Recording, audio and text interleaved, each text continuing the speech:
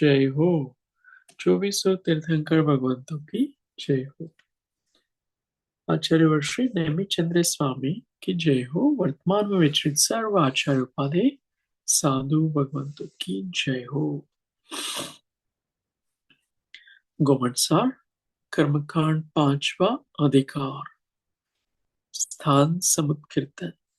इसमें नाम कर्म के हमने पहले बंद स्थान देखे थे, फिर उदय स्थान और अब सत्व स्थान का प्रकरण चलेगा। बंद स्थान याद है कितने बंद स्थान होते हैं, कितनी कितनी प्रकृतियों के। और उदय स्थान अभी हमने पढ़ा था। बंद स्थान 21 से लेके शुरू किया था, है ना। वो एक इंद्रिय अपर्याप्त जीव जो है वो 21 प्रकृतियों का बंध करता है। फिर पर्याप्त और त्रस, उसमें ज्यादा ज्यादा प्रकृतियों का बंध हमने देखा था। से उदय में भी हमने देखा था जब 21 प्रकृतियों का उदय कब आता है, कौन से काल में। 5 काल थे ना, इसमें विग्रह गति काल, उसमें 21 का उदय था। फिर उसके बाद वाले काल में एक एक कर्म हम बढ़ाते गए थे, कुछ कर्म बढ़ाते गए थे, जैसे मिश्र शरीर काल, शरीर पर्याप्ति काल, स्वाचोश्वास पर्याप्ति काल, भाषा पर्याप्ति काल ना। उसमें ज्यादा ज्यादा कर्म के बंध बताए थे, अच्छे वाले कर्मों के। और अभी सत्व का प्रकरण चलेगा। ये 93 नाम कर्म होते हैं ना, सत्ता में कितने कितने हो सकते हैं, इनके नाम याद है। 93 के नाम किसी को हमने याद रखवाए थे पहले। 93 के नाम ग्रुपिंग में याद हो तो ग्रुपिंग में भी चलेगा।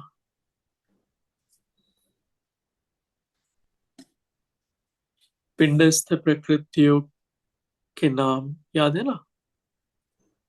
गति, जाति, हाँ,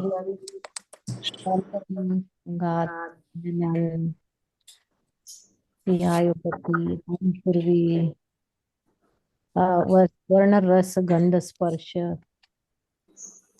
हाँ हाँ, वेरी गुड। हाँ, सनन संस्थान अंगोपांग आपने बोले थे। पांग रह गया बस।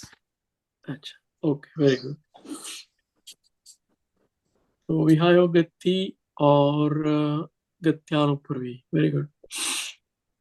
फिर 8 स्वतंत्र प्रकृतियां और गुरु लघु उपघात, परघात, उच्छ्वास, निर्माण, तीर्थंकर, तीर्थंकर। और 2 प्रकृतियां रहेगी जो तिर्यंश को उदय में आती है। उद्योतर, या उद्योत, और क्या था वो, उपघात, नहीं नहीं, उद्योत और प्रद्योत, आतप, हाँ आतप, आतप, सॉरी, आतप उद्योग, आतप उद्योत। वो 8 थी। फिर 20 है वो 10 जोड़े वाली। स्थिर, अस्थिर वो वाले। हाँ वो सब। स्थिर, अस्थिर, शुभ अशुभ, सुभग दुर्भग, आदि अनादि, यश, यशकृति, अयशस्कृति, अयशकृति, और त्रस, स्थावर, त्रस, हाँ, स्थावर। फिर प्रत्येक प्रत्येक, और साधारण, साधारण, प्रत्येक साधारण। सूक्ष्म पादर। सूक्ष्म और बादल। काफी हो गई, अच्छा है ये, आपको याद है। राइट। और आपने रिपीट पर पूछा करो। था ना। हाँ। आपने इतनी बार पूछा था कि इतना याद रहना तो जरूरी था। ये हाँ, जरूरी है याद हो ना, तो सब गाथा इस पे आएगी। और रिपीट करोगे तो फिर भूलोगे नहीं। हम्म। हर एक हफ्ते, हर एक महीने, फिर साल में एक बार, तो मसल मेमोरी, धारणा ज्ञान में आ जाएगी। यहाँ से पढ़ते हैं, देखो ये अच्छा विषय, बहुत अच्छा विषय है। तिदु इगीण उदीण उदी अड़च उद्दो अहिय सिदि सिदिय ऊणा सिद्ध ठतरी सत्तरी दसय नव सत्ता। पढ़िए। 93 92 इक्यानवे। 91 90 88 84 82 80 उन 79 उनसे 79 78 आई डोंट नो। 78। 78 77 10 और 9 प्रकृति रूप नाम कर्म के 13 सत्व स्थान है। हाँ, इसमें 13 स्थान। उदय में 12 स्थान देखे थे, इसमें 13 बनते हैं। तो ये बताओ कि हम लोगों को सत्व में कितने कर्म होंगे?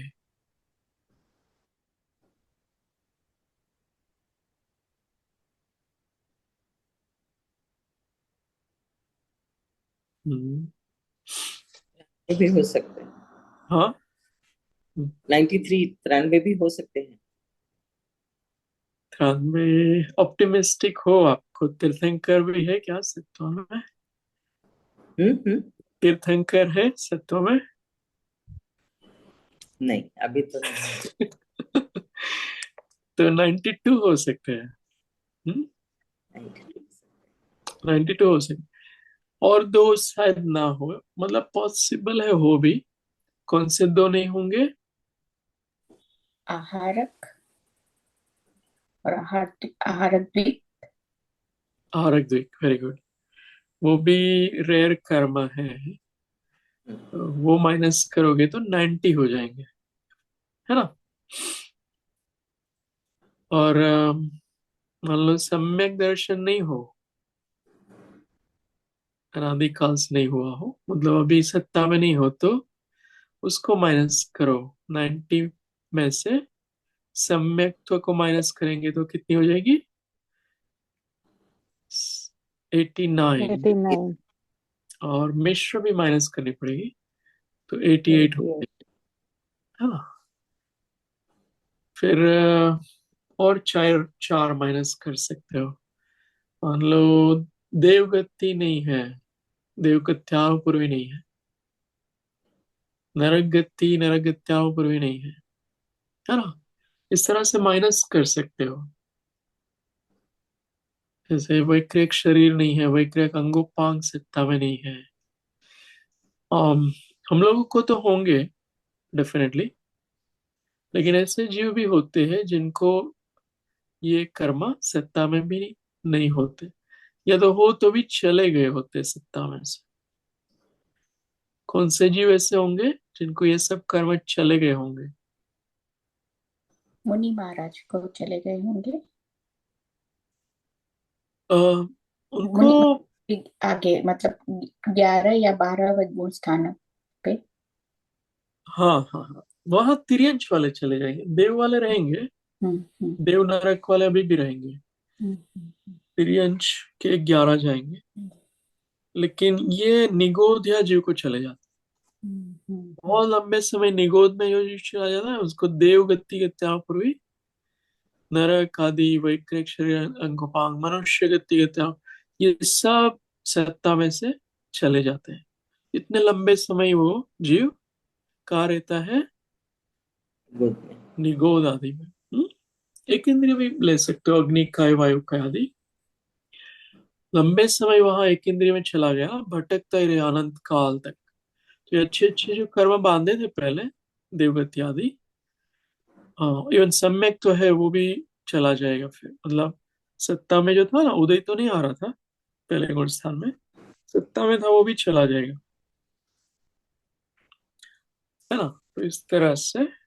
और फिर दूसरी पॉसिबिलिटी ये भी है, जो अलका बहन अभी वहां एल्यूट कर रही थी, वो मुनि महाराज जब 9वें गुण स्थान में पहुंचते हैं, उन प्रथम भाग में ये 11 तिर्यंच संबंधी प्रकृतियां क्षय हो जाती है, वहां क्षय कराते हैं, वहां सत्व विच्छित्ति कराते हैं।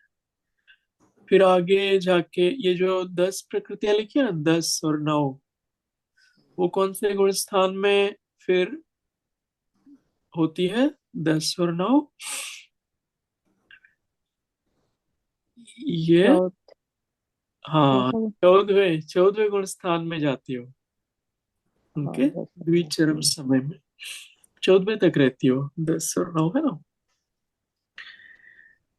बाकी की चली जाती है 14वें के द्विचरम में, फिर चरम समय में ये 10 और 9 जाती है, अंतिम समय में जाती है। द्विचरम समय में मतलब एक समय बाकी हो तो बाकी 77 में से 10 तक पहुंच जाते हैं। हाँ, ये विषय सब चलेगा, अपन लेते आगे। ये थोड़ा स्पष्ट हो रहा है ना ये विषय? इस तरह से कर्म कम कम होंगे, ये कम कम हो रहे द्विचरम हैं। क्या होता है बताइए। क्या जी? द्विचरम क्या होता है? द्विचरम समय, जो सेकंड लास्ट समय ऑफ दैट गुण अच्छा। स्थान, हाँ। 14वें गुण स्थान का सेकंड लास्ट समय, ओके। और लास्ट समय होता है उसे चरम समय कहते अच्छा। हैं। आइए अपन यहाँ से पढ़ते हैं।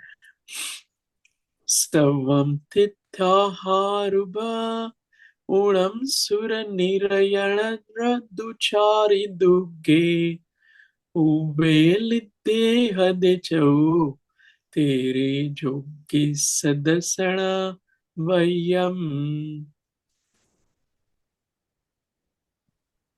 नाम कर्म की सब प्रकृति रूप त्रैन्यों का स्थान है।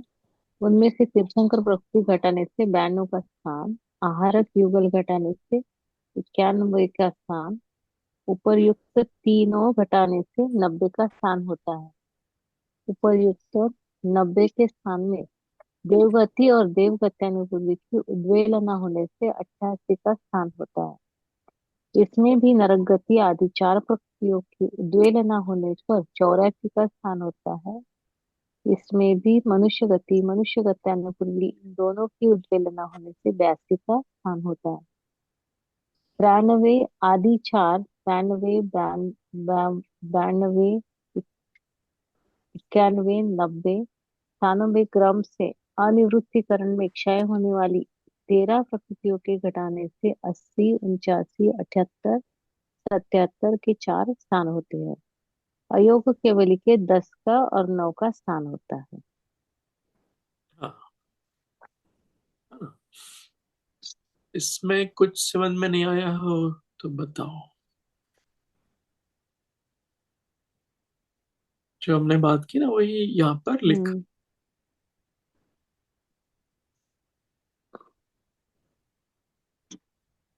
हम्म। नरक गति में 4 प्रकृतियां लिखी है ना, उद्वेलना, हम्म। वो हम्म। 4 कौन सी है? नरक गति, नरक गत्यानुपूर्वी, सत्यानुपूर्वी। वैकृत शरीर हाँ और हाँ वैकृत दिक हाँ, विक्रिय अंगोपांग। अंगों। हाँ, वेरी गुड। ये ऐसे क्यों 4 प्रकृति, मतलब नरक गति में ही यही आते हैं ना शरीर, तो वो वाला उनको एक्स्ट्रा लगाना पड़ता है क्या? वैक्रिय गति, हाँ, गत्य। राइट। नरक गति गत्यानुपूर्वी 2 हो गए कर्म। हाँ। और वैक्रिक शरीर और अंगोपांग उनकी भी उद्वेलना हो जाती है ना, तब फिर अच्छा। चार को गिनना है। हाँ। चार प्रकृति, वो देव में भी वैक्रिक शरीर अंगोपांग है, और अच्छा। हाँ। नरक में भी है, हम्म। लेकिन उनका फिर निगोद आदि में चले जाएगा ना जीव, तो हम्म। वो प्रकृतियां सत्ता में से नष्ट निकल हो जाए। जाती है। हाँ।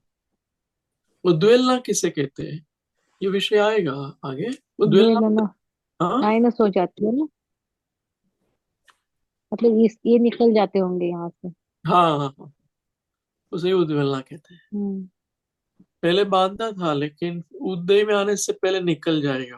हम्म। वो निगोद आदि में इतना रहेगा तो देव संबंधी कर्म बांधे थे अच्छे वाले, वो भी निकल जाएंगे फिर। तो वगैरह भी बांध हुआ था, सम्यक दर्शन वाले कर्म भी सत्ता में थे, लेकिन वो सब क्षय हो जाते हैं। अच्छा, ये उद्वेल पूरी तरह से निकल जाएंगे मतलब? पूरी तरह से आत्मा पे से निकल जाते हैं। बांधने के बाद भी?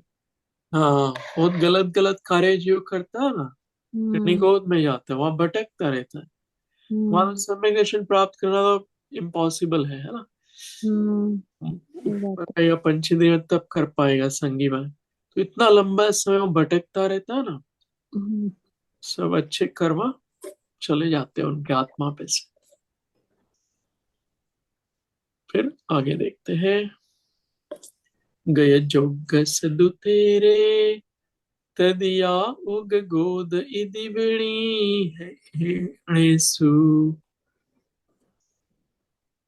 दर्शनामसय सत्ता नवचेवयतित्थहीणेषु।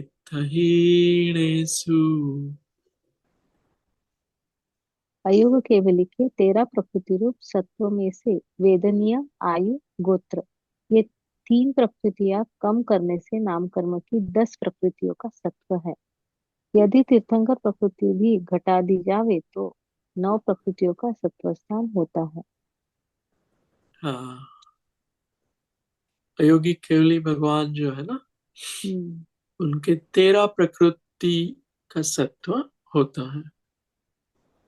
ये 3 अगात्या है ना, 4 हम्म। अगात्या कर्म है, सब हम्म। मिला के। उसमें 3 प्रकृति कम कर दे तो 10 प्रकृतियों का सत्व रहता है। तो अभी बताएंगे कौन सी 3 है वो।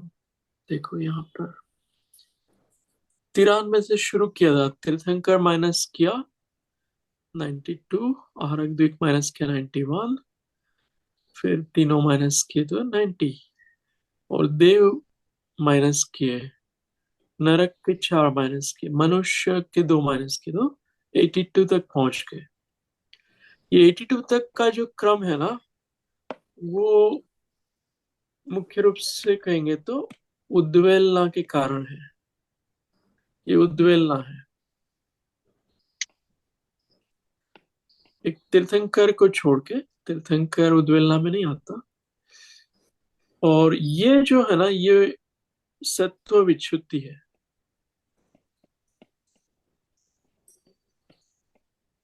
सत्ता में से कर्म क्षय होते जब मुनि महाराज 9वें आदि गुण स्थान में पहुंचते हैं, तो तिर्यंच आदि जो कर्म है, नरक कर्म है, वो सत्ता में से नष्ट हो जाते हैं।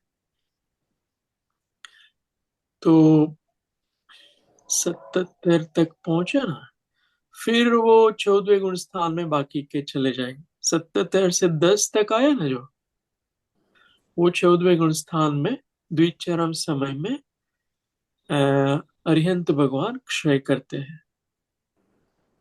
केवली समुद्घात बाद में होता है।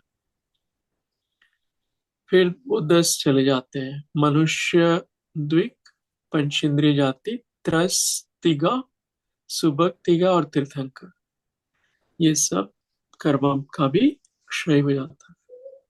वो अंतिम समय में होता है, 14वें गुण स्थान के अंतिम समय में है, ये 10 कर्म क्षय होते हैं।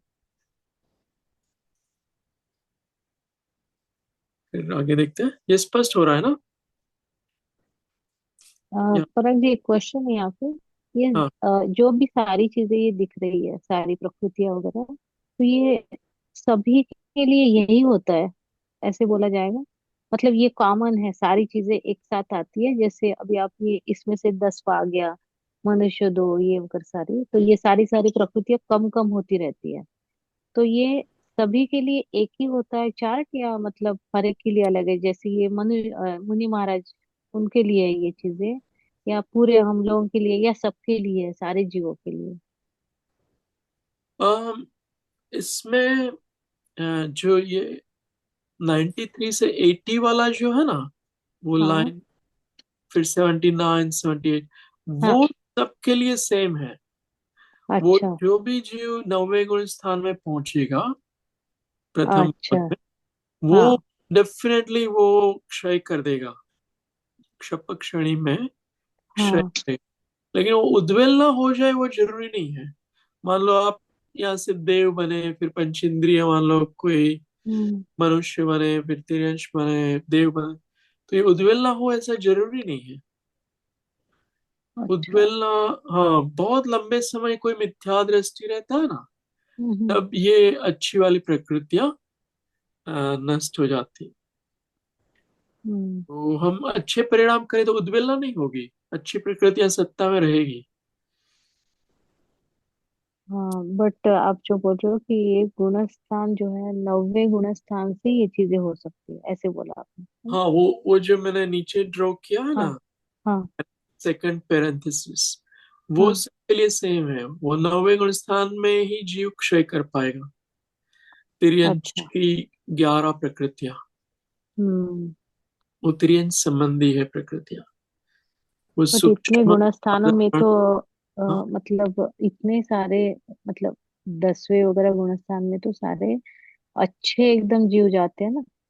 जैसे हाँ, अभी गुणस्थानों में तो सिर्फ महाराज, मुनि महाराज ही जा सकते हैं सारे इसमें, करेक्ट। है ना? तो हम लोग जैसे कोई भी हो, मनुष्य जो है वो मुनि महाराज बनते हैं, तो 6 में 6 7 तक आ जाते हैं। फिर उसके बाद जो भी हो, मतलब जो प्रोसेस है वो बहुत हार्ड है, मतलब हाँ, ते, तो ये सारी चीजें तो जिनका मतलब दीक्षा वगैरह हुई है, इन लोगों के लिए ही है ये चीजें। हाँ, उन लोगों के लिए है। ठीक है। आई थिंक ये भी सवाल आ सकता है ना कि ये जो 80 तक पहुंचे मुनि महाराज, तो वो 80 तक कैसे पहुंचे? सब पहले तो 90 थी प्रकृतियां सबकी थी, राइट? तो वहां से 80 तक कैसे आए? क्योंकि जो ये चार्ट में है उसमें तो पहले जो उद्वेलना होती है वो तो खराब, जिसका खराब कर्म, जिसका नीचे नीचे जा रहा है वो है। तो मुनि महाराज तो ऊपर ऊपर जा रहे हैं, तो उसका 80 तक कैसे होता है ये वो सत्वस्थान? 93 है ना, 93 में से 11 माइनस की है, पहले से काउंट अच्छा, किया। सीधा उद्वेलना, 11। हाँ, वो उद्वेलना वाली काउंट नहीं करनी है। हाँ। 93 ही काउंट है, हाँ। हाँ। उसमें से 80 तक पहुंचाना है। हम्म। तिर्यन संबंधी कर्म ही जाते हैं वो। हाँ, अच्छा, वो 11 तिर्यंत संबंधी कर्म निकल गए इसलिए 80 हो गए। हाँ। Yes, yes, 93 minus 11। 11। और नरक के भी चले जाएंगे दो, गति दो और। गति, हम्म। तो तो 13 हो गए। 13 हो गया। हम्म। इसमें ये सब चले जाएंगे, जैसे सूक्ष्म, साधारण, अपर्याप्त, ये दुस्वर और अयश तो कीर्ति, यश। हम्म। दुर्भग, वो टाइप के कर्म सब जाते हैं। अच्छा, वो 10 जो जोड़े हैं उसमें से सब खराब कर्म होंगे। हाँ, अशुभ कर्म चले जाएंगे। और हम्म। भी अशुभ कर्म होते हैं, हम्म। वो भी क्षय हो जाते हैं। हम्म। तो ये आतप उद्योग वगैरह भी चले चले जाएंगे। जाए, वो तो दोनों चले जाए। आइए, ये देखते हैं। गुण संजादपयड्डिम मेच्छे बंधुदय गंधहीणमि से सुवेल्लणपयड्डिम नियमेणु वेल्लदे जीवो।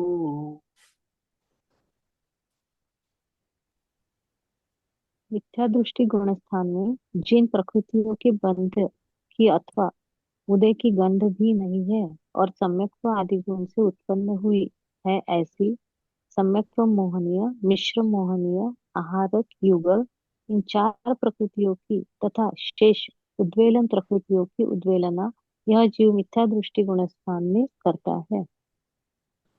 हाँ, ये उद्वेलना बता रहे हैं कि कौन से गुण स्थान में उद्वेलना करता है जीव। उद्वेलना नीचे लिखा है लास्ट लाइन में, मिथ्या मिथ्या दृष्टि। क्या दृष्टि गुण। दृष्टिगुण स्थान तो चार, चार हो, चौथा पहला गुण स्थान। नहीं, पहला गुण स्थान मिश्र गया। तो ये जो मिथ्या दृष्टि जीव है वो लंबे समय मिथ्यात्व में रहे, है ना। उनको मैं आत्मा हूं ऐसा कोई श्रद्धा नहीं हो। वो लाखों करोड़ों वर्ष को या सागरों पाम वगैरह में, तब ये अच्छे कर्म फिर पूरे डिप्लीट हो जाते हैं। सम्यक तो मौनी, मिश्र, आहारक युगल, ये प्रकृतियां सत्ता में से क्षय हो जाती। तो ये मुझे भी अच्छा लगा। अभी मैंने नोटिस किया कि मिथ्या दृष्टिकोण से जिन प्रकृतियों के बंध की अथवा उदय की गंध भी नहीं है, ऐसा शब्द प्रयोग किया। देखो, गंध भी नहीं है, ये क्यों लिखना पड़ा।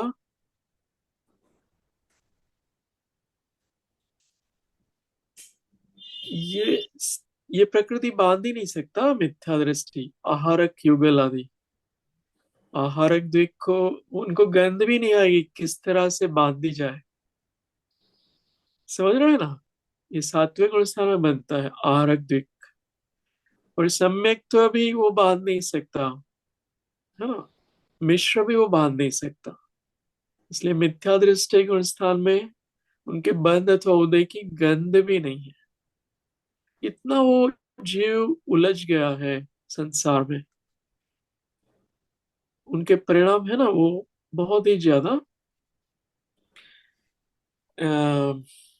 अश्रद्धान वाले हैं। तत्वों का श्रद्धान बिल्कुल नहीं है, इसलिए अच्छे कर्मों को नहीं बांध पाएगा। तो ये प्रकृतियां बताई है ना, ये उद्वेलना वाली। फिर आगे लेते हैं, 13 प्रकृतियां यहाँ आएगी उद्वेलना की। सत्थ सत्तादाहारं पुवम् उवेलदितदो सम्मं सम्मामिच्छं तु तदो एगो विगलो यसगलो च।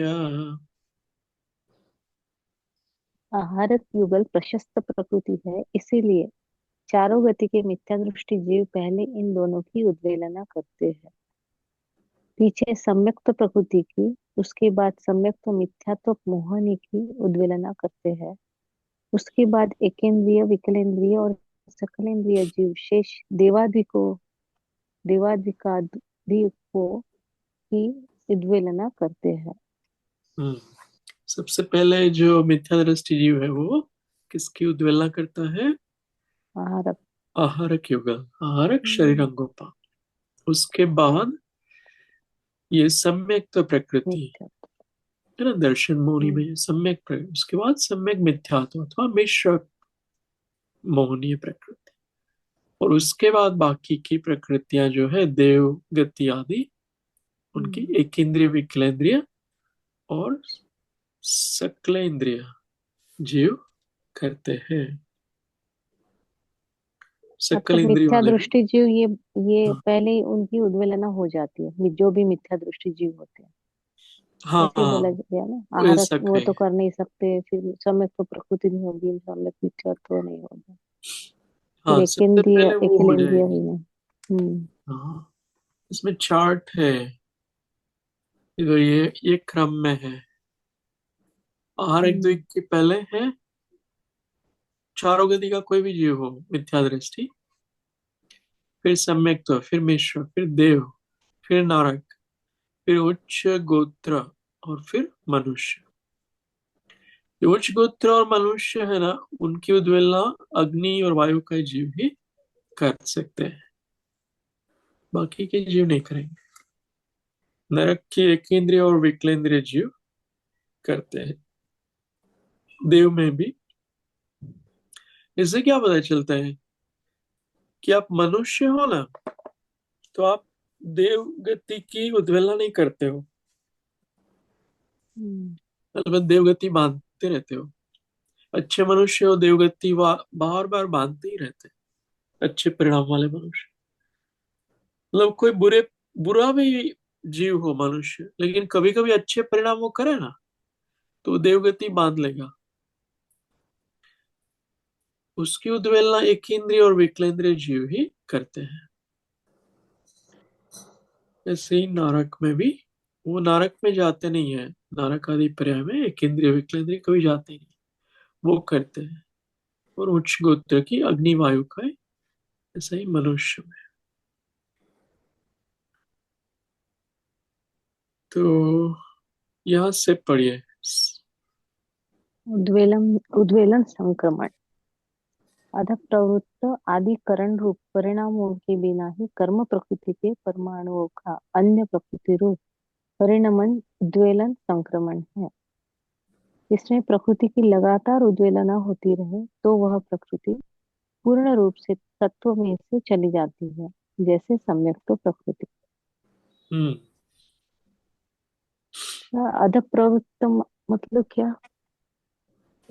नीचे वाले। ये हाँ, एक प्रकार का संक्रमण है, हम्म, अधः प्रवृत्त संक्रमण। जैसे उद्वेलन भी संक्रमण है। संक्रमण का अर्थ क्या होता है? एक प्रकृति में से उनका संक्रमण के दूसरी प्रकृति रूप हो जाए। अच्छा। वो जैसे सम्यक प्रकृति है वो मिथ्यात्व रूप हो जाए, उसे संक्रमण कहते हैं। ऐसा उद्वेलन संक्रमण में भी ऐसा हो सकता है, और अधः प्रवृत्त संक्रमण में भी हो सकता है। ये अलग अलग जीव करते हैं। 5 प्रकार के संक्रमण होते हैं। एक विद्यात संक्रमण होता है, एक गुण संक्रमण होता है, सर्व संक्रमण होता है, ये उद्वेलन संक्रमण होता है। ये विषय आई थिंक छठे अधिकार में है। ओके। तो या अलग अलग संक्रमण होता है। हम लोग मान लो क्षमा वाले भाव बहुत करने लगे ना, तो ये हम्म, क्रोध वाला संक्रमण हो जाएगा, अन्य प्रकृति में, मान में हो जाएगा, माया लोभ में कन्वर्ट हो जाएगा वो। प्रति समय संक्रमण होते रहते हैं कर्मों के। अच्छे अच्छे परिणाम का बुरी वाली प्रकृतियां अच्छे रूप संक्रमित हो जाती हैं। बुरे परिणाम करो तो अच्छी वाली प्रकृतियां बुरे रूप संक्रमित हो जाती है। ऐसा हम्म, वो प्रोसेस चलता ही रहता है। तो यहाँ पर ये कह रहे हैं कि ये पूर्ण रूप से भी फिर चली जाती है। जैसे सम्यक प्रकृति है, जैसे आहारक द्विक है, वो कहीं और प्रकृति रूप कन्वर्ट हो जाएगी। आहारक द्विक आहार शरीर रूप या उदारिक शरीर रूप या वैक्रिक शरीर रूप ऐसे कन्वर्ट हो जाएगी, उसे संक्रमण कहते हैं। फिर आगे देखते हैं। वेदक जोगे काले आहारम उवसम्मस्य सम्मतम् सम्मामिच्छं चेगे वियले वेकुवचखं तु। वेदक सम्यक तो योग्य काल में आहार की उद्वेलना, उपशम काल में सम्यक तो प्रकृति और सम्यक तो मिथ्या तो प्रकृति की उद्वेलना करता है, और एकेंद्रिय तथा विकलेंद्रिय पर्याय में वैक्रियक षटक की उद्वेलना करता है। हाँ, ये ये वेदक सिक्स वाला है सम्यक ना? तो योग। सेवंथ हाँ। सेवंथ गुण स्थान है ना, ये वेदक सम्यक। अम, ये एक्चुअली योग्य काल, ये गिरने वाला काल है। अच्छा। मतलब ये अलग, ये थोड़ा विषय हटके है। हाँ, ठीक है। हाँ, वेदक सम्यक योग्य काल, उसमें क्या ये मिथ्या दृष्टि जीव है, हम्म, लेकिन उनका जो सम्यक तो प्रकृति सत्ता में है ना, वो भी बहुत कम बची है। उदय में तो नहीं आ रही है, वो मिथ्या दृष्टि है। लेकिन जो सत्ता में उनके निश्चय के ना बहुत थोड़े ही बचे हैं। तब फिर ये आहारक की उद्वेलना शुरू हो जाएगी, ऐसा कह रहे हो। सम्यक तो प्रकृति अगर बहुत ज्यादा सत्ता में हो ना, तब उद्वेलना नहीं होगी आहारक द्विक की, बहुत कम हो जाए सत्ता में से, तब ये होता है। फिर उपशम काल में सम्यक प्रकृति और सम्यक मिथ्यात्व प्रकृति की उद्वेलना करता है। ये लंबा काल जो उपशम काल फिर चलता है, इसमें उदय नहीं आ रहा है सम्यक तो, और समय, उस समय में उद्वेलना होने लगती है। ऐसे ही एक इंद्रिय विकलेंद्रिय पर्याय में वैक्रिय षटक की उद्वेलना होती है। ये एक इंद्रिय से चार इंद्रिय वाले जीव वैक्रिय षटक की उद्वेलना करते हैं। हाँ, पढ़िए ये वाला। उद्वेलना कब होती है? आहारक आहारक अंग, आहारक और आहारक अंगोपांग उद्वेलना स्थान वेदक योग्य काल में। और उद्वेलना काल ये कैसा है? पल्य ये का असंख्यात भाग लिखा, अच्छा, पल्य का पुल्य का असंख्यक प्रभाव। वो ठीक है। असंख्यात वर्ष ही है, इतना लंबा समय है। हाँ, तो सम्यक तो मिश्र उपशम योग्य काल में, इससे पल्य का असंख्यात स्थान। वैक्रिय 6 एकेंद्रिय विकलेंद्रिय में पल्य का एक again, असंख्यात स्थान। मनुष्य 2 उच्च गोत्र वायु अग्नि का एक में पल्य का असंख्यात का स्थान। पल्य का असंख्यात भाग इतने वर्ष बताए, तो पल्य है ना वो असंख्यात वर्ष है, और उनका हम्म असंख्यात भाग करते हैं, तो वो असंख्यात वर्ष ही रहता है। इस तरह की राशि आती है। असंख्यात हम्म काउंटलेस ईयर्स, हम्म, इतने साल तक कोई मान लो मिथ्या दृष्टि रहे ना, तब ये कर्म फिर चले जाते हैं सत्ता में से। आहारक आदि जो कर्म लिखे ना फर्स्ट कॉलम ने, आहारक द्वेग सम्यक ये सब कर्म सत्ता में से चले जाते हैं। क्लियर हो रहा है ना? ये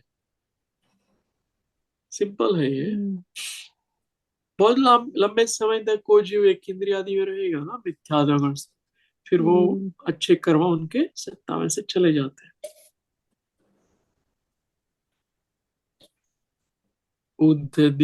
उद्धतम तु तसे पल्लासंखोणमेघमे यखे जावय सम्मम से वेदगजो गोय उवसमस्तदो। दृष्ट जीव के सम्यक्त्व होने की और मिश्रम होने की स्थिति पृथक्त्व सागर प्रमाण शेष रहे, और एकेंद्रिय जीव के उन्हीं प्रकृतियों की स्थिति पल्ले के असंख्यात वे भाग कम एक सागर प्रमाण शेष रह जावे। यह वेदक योग्य काल है, और उससे भी सत्तारूप स्थिति कम हो जाए तो वह उपशम काल कहा जाता है। वेदक काल को डिफाइन किया है यहाँ। ये काल कितना होता है?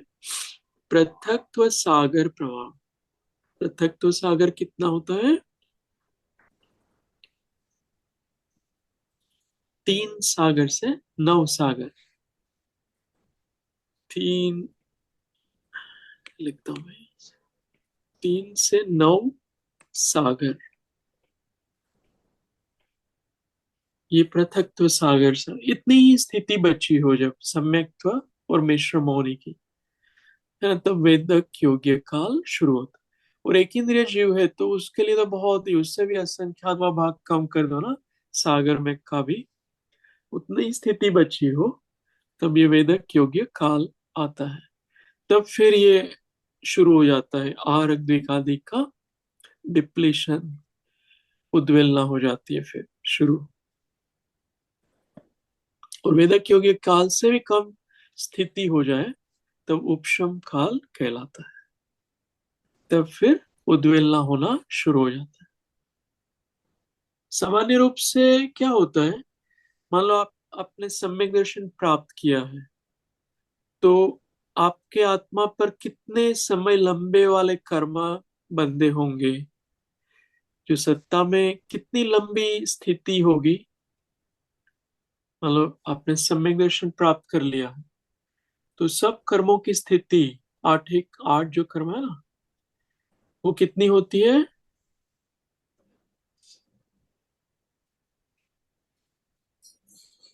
अंतः कोड़ा कोड़ी सागर। अंतः कोड़ा कोड़ी सागर यानी 1 करोड़ सागर से ऊपर और करोड़ टाइम्स करोड़ सागर से नीचे, वो अंतः कोड़ा कोड़ी सागर कहलाता है। तो उतनी स्थिति होती है हर एक सम्यक दृष्टि, मुनि महाराज हो तो भी इतनी सागरोपम में स्थिति होती है कर्मों की, अंत कोड़ा कोड़ी सागर। उसमें से ये बता रहे कि ये सम्यक तो मौनी जो है ना, उसकी स्थिति मात्र 3 से 9 सागर बच गई है, तब ये प्रक्रिया शुरू होती है उद्वेलना की, ऐसा वो बता रहे है ना। कठिन नहीं लग रहा है ना, ये सिंपल है ये सब चीजें, है ना? अंत कुड़ा कुड़ी सागर, ये सब हमने पढ़ा था, ये कर्मकांड में ही पहले दूसरे तीसरे अध्याय में ये विषय काफी पढ़ा था। फिर पढ़िए यहाँ से। वेदक योग्य और उपशम योग्य काल। वेदक योग्य काल सम्यक्त्व प्राप्त होने के पश्चात पुनः मिथ्यात्व को प्राप्त हो जाए, जो जब तक वह जीव वेदक सम्यक्त्व प्राप्त करके ही गुणस्थान आरोहण कर सकता है, उतने काल को वेदक योग्य काल कहते हैं। उपशम योग्य काल वेदक योग्य काल में सम्यक्त्व प्राप्त नहीं करने पर पुनः उपशम सम्यक्त्व के योग्य हो जाता है, अर्थात अब प्रथमोपशम सम्यक्त्व पूर्वक ही गुणस्थान आरोहण किया जाएगा। वह काल उपशम योग्य काल कहलाता है। हाँ, ये बहुत इंटरेस्टिंग टॉपिक है ये सब। ये प्रोफाउंड भी है और इंटरेस्टिंग भी है। इसमें समझ में आया ये क्या कह रहे हैं? और सम्यक्त्व हो रहता है, फिर उसके बाद मिथ्या तो हो जाता है, वो हाँ जीव को वेदक सम्यक्त्व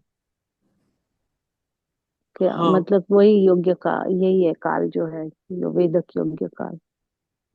हाँ, फिर उसमें वो भी क्या प्रत्यक्ष सागर गुणस्थान बताया आरोहण। ना, वैदिक हाँ। युग के काल में प्रत्यक्ष सागर, पंचेंद्रियादि जी, ये आप जो हमने पढ़ा वही है। मान लो हम्म। आपने सम्यक दर्शन प्राप्त कर लिया था, फिर हम्म। मिथ्यात्व में गिर गए, ठीक है? हम्म। तो सम्यक तो प्रकृति अभी सत्ता में तो है, वो सत्ता में इतनी रह पाए कि वापस आप क्षापशमिक सम्यक दर्शन प्राप्त कर पाओ, है ना? हम्म। वापस आपको प्रथमोपशम नहीं करना है, क्षापशमिक कर पाओ, उतनी सत्ता में रहे, उसको वेदक योग्य काल कहते हैं। और इतनी हम्म। ज्यादा ये सम्यक प्रकृति सत्ता में से कम हो जाए कि आपको प्रथमोपशम सम्यक दर्शन ही वापस प्राप्त करना पड़े, तो उसे उपशम, प्रथमोपशम का यहाँ शॉर्ट में लिखा है, उपशम योग्य काल कहलाता है। कि आपको फिर वापस प्रथमोपशम सम्यक दर्शन ही प्राप्त करना पड़ेगा। उस सम्यक हम्म। प्रकृति की स्थिति बहुत कम रह गई है, इसलिए उनका उदय नहीं आ पाएगा, उसे उपशम योग्य काल कहते हैं। थोड़ा आया समझ में आ रहा है? हम्म। वो उसकी एक बार लाइन, ये सेकंड वाला बताएंगे। हाँ, जैसे आप सम्यक दृष्टि हो गए, फिर मिथ्यात्व में गिर गए, लंबे समय हम्म। मिथ्यात्व में रहे आप, ठीक है? हम्म। मान लो सागरोपम तक रहे, हम्म। अलग अलग पर्यायों में, देव में भी रह सकते हो मिथ्यात्व में, नरक आदि में भी रह सकते हो सागरों, बहुत लंबे समय। तो वो जो सम्यक्त प्रकृति थी ना, मैं यहाँ ड्रॉ करता हूँ, तो आसानी से समझ में आ जाएगा। जैसे एक ही ड्रॉ कर रहा हूँ अभी, इस समय मिथ्या तो अभी ऐसे ही होती है लाइंस। ये मान लो सागरोपम में है, आपने सम्यक दर्शन प्राप्त किया ना, तो अंतःकुड़ा कुड़ी सागरोपम की ऐसी लाइन बन जाती है। अभी मिथ्यात्व में चले गए तो ये सम्यक तो मोहनीय प्रकृति है, दर्शन मोहनी, उसका क्या होगा? ये धीरे से डिप्लीट हो रही है, हम्म। वो अन्य प्रकृति मिथ्यात्वादि रूप होकर उदय में आ रही है, कम कम हो रही है, कम कम हो रही है, और इतनी ज्यादा कम हो जाए कि फिर इतनी ही रहे तो सम्यक तो योग्य काल आएगा या वेदक काल आएगा, वेदक योग्य, कि वो वापस वो सम्यक तो प्रकृति का उदय आ जाए और वो चौथे गुण स्थान में आ जाए। इतनी इतनी अगर रहे और उससे भी कम हो जाए स्थिति सम्यक्त प्रकृति की, इतनी मान लो रही, तो उसको फिर से उपशम सम्यक दर्शन प्राप्त करना पड़ेगा। फिर वापस वो इतने सारे जो मिथ्यात्व के जो निषेक है ना, उसको, ये मिथ्यात्व के 3 टुकड़े वापस करने पड़ेंगे उसको। वापस 3 टुकड़े करेगा प्रथमोपशम में, फिर वापस सम्यक्त्व की स्थिति अंतःकुड़ाकुड़ी सागर की बन जाएगी। तो ऐसा क्या, बहुत कम स्थिति रहे तो वापस प्रथमोपशम सम्यक दर्शन करना पड़ता है। उसमें पुरुषार्थ ज्यादा है, उसमें 3 करण करने पड़ते हैं। ये क्षापशमिक सम्यक दर्शन में 2 करण होते हैं। 2 करण से वो पहले से चौथे गुण स्थान में चला जाएगा। और प्रथमोपशम में 3 करण होते हैं, उसमें अनुवृत्ति करण भी करना पड़ता है। तो वो यहाँ पर बताया थोड़ा सा, ये उद्वेलना के कॉन्टेक्स्ट में ये विषय है। कितना ही मतलब द्रव्य रहा ना सम्यक्त का, फिर वो उद्वेलना शुरू हो जाती है। हाँ, तो ये विषय है। अपना समय भी हो गया वैसे, तो यहाँ से कल पढ़ सकते हैं। अगर समझ में नहीं आया हो तो भी कल डिस्कस कर लेंगे। ये सिंपल है, थोड़ा आप सोचोगे ना, चिंतन करोगे तो ये विषय आसान है।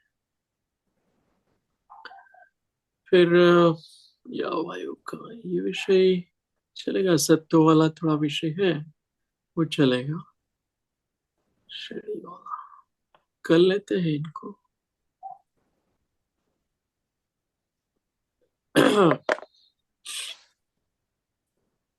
ध्यान ले लेते हैं। स्थिर आसन